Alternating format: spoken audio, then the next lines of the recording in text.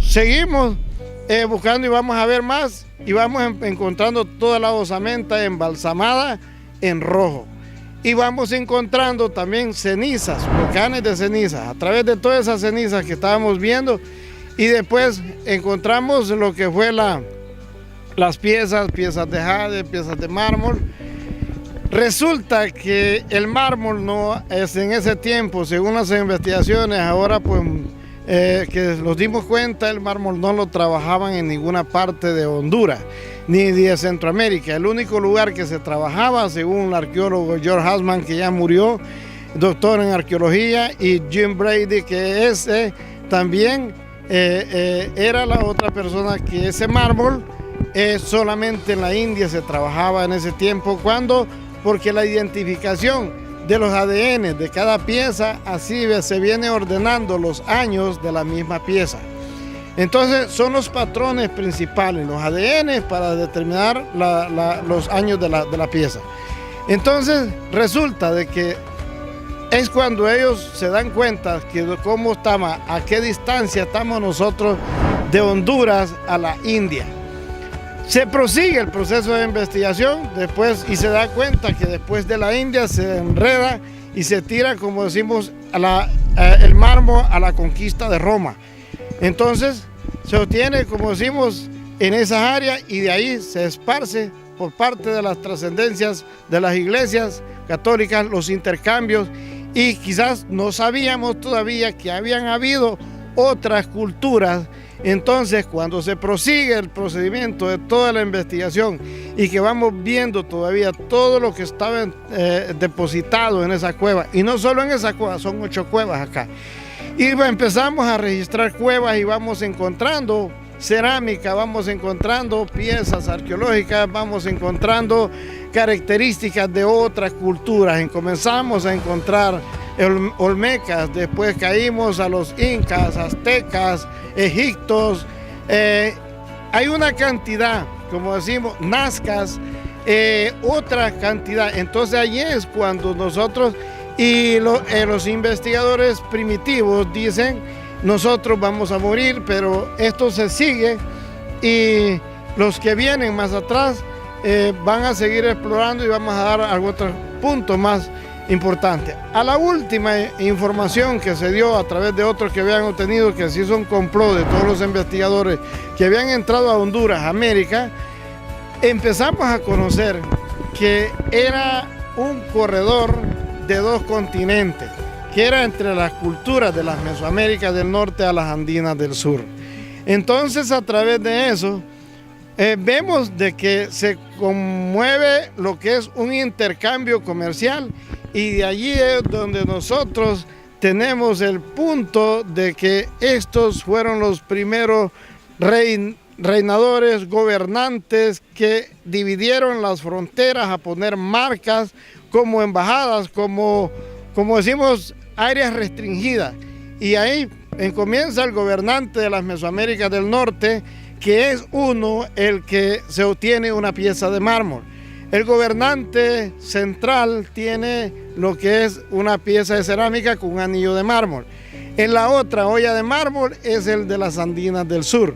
Entonces, a través y el resto de los demás gobernantes que prosiguieron gobernando entre estos, y estos fueron los que sostuvieron, como decimos, depositados, enterrados en esto.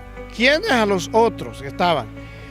La importancia de esto también, que se viene haciendo esta determinación misma, se comienza a analizar los pigmentos, se comienza a analizar los embalsamamientos. Entonces los embalsamamientos se viene ¿cómo? Ellos incrementan una pintura, que es un pigmento, le llamamos pigmento porque es un componente de diferentes tipos de pintura, que se compone en una preparación de cinaurie, hematita, dióxido de hierro y mercurio. Estos componentes, el mercurio se obtenía, que no se sabe, no se tiene la idea, y ni se tenía la idea de qué cultura, porque no pudieron dar todavía, estaban indecisos y todavía se está indeciso, que no se sabe. Entonces prosigo investigando y formamos lo que fue entonces el grupo de espeleología. y eso caímos a investigar, a dar, como decimos, que nace en Juticalpa con la doctora Sonia León, y después la fundamentamos acá, fundamentamos el grupo de espeleología de Juticalpa y el grupo de espeleología de Catacamas, que lo referimos como la Asociación Espeleológica de Honduras, que dice UE, Unión Espeleológica de Honduras. Entonces conmemoramos lo que fue también el logo, y en eso pues seguimos investigando, vamos dando más cuenta a través del tiempo. Recorrimos que empezamos a encontrar mercurio y mercurio y mercurio y mercurio en otras cuevas. Entonces vamos viendo que es la misma civilización. Entonces todas las que tienen mercurio. El mercurio, ¿por qué? Era un componente tóxico que lo preparaban, cómo, cuántos murieron, cuál fue el inicio de este componente. Entonces recogían, hacían los entierros en esta forma. Recogían cuando ellos comenzaron a recoger algodón silvestre para embalsamar, para envolver en los mantos las osamentas. Y hacían también entierros primarios. Hicieron diferentes tipos de entierros. Los primeros entierros comienzan de esta forma. Comienza, como decimos, que los llevaban al fuego, los incineraban. Entonces desintegraban las cenizas y las tiraban a los ríos. El agua era uno de los dioses que llevaba el alma a la trascendencia de la otra vida. Después, cuando ellos se ubican entre la infraestructura de las cuevas, entonces comienzan ellos a ir haciendo estos eventos poco a poco en las pequeñas bóvedas de la cueva. Entonces, a través de eso, cuando ellos se obtienen, entonces pasan otro procedimiento de ley. Ya dejan de incinerar, y no que las cenizas siempre se incineraban, y las cenizas comienzan a colocarlas en diferentes puntos de la cueva, que las arrastrara la madre naturaleza. A una vez después de que cuando ellos hacen este otro rubro, cambia la ideología de la ley de ellos. Hacen un entierro primario para que la tierra tuviera parte de la estructura del cuerpo humano. Por eso hay un dicho, un escrito por ahí que dice: del polvo eres, al polvo te convirtieres. Entonces, cuando esperaban, todavía no sabemos el tiempo que esperaban para que la tierra sacara el mal aliento de la osamenta para hacer el embalsamamiento. Entonces, a través de eso, vienen y hacen los entierros en los dos contextos.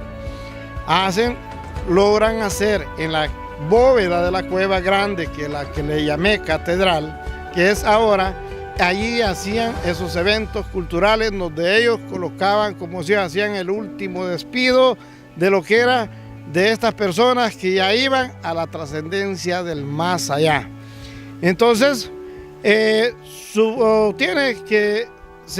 ellos entonces colocan las osamentas envueltas, hacen todo el acto ceremonial dentro del lugar y las llevan a ese lugar y las depositan bajo del agua.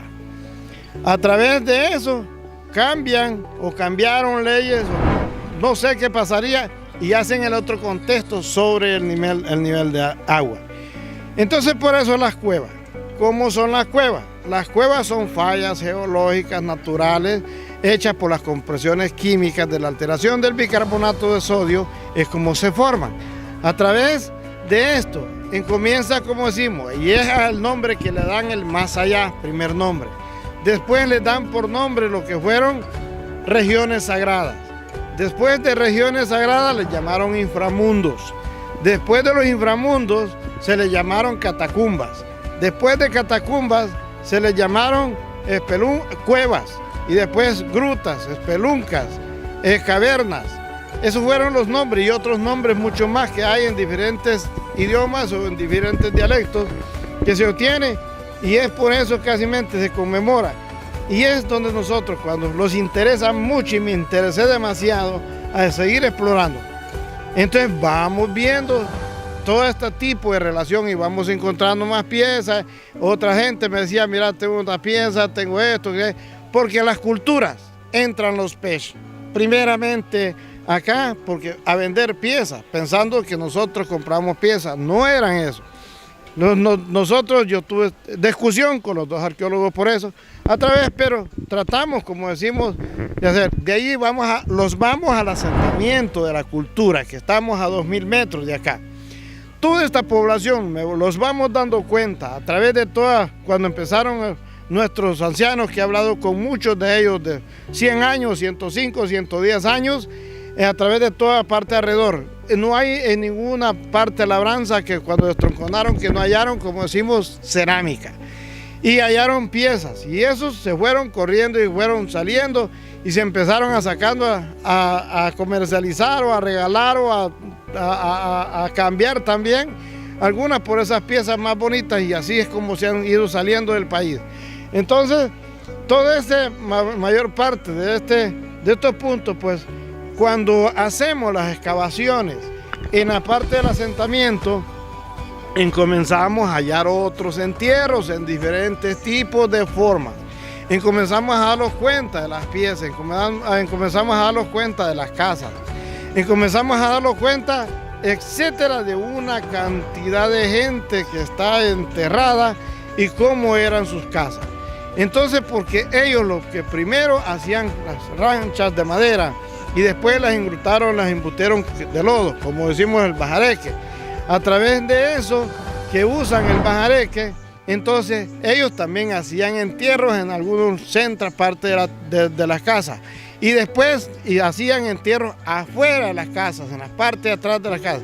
Enterraban. ¿Quiénes iban? De los caciques. Colocaban adentro de las mismas vasijas, colocaban dentro en algunas unas piedras que conmemoraban el número de familia o los reyes que iban gobernando. A través del consejo de tribus que tenían, porque ellos estaban bien organizados, no estaban tampoco, ellos estaban así como nosotros estamos organizados, entre de un presidente patronal a un presidente de la república.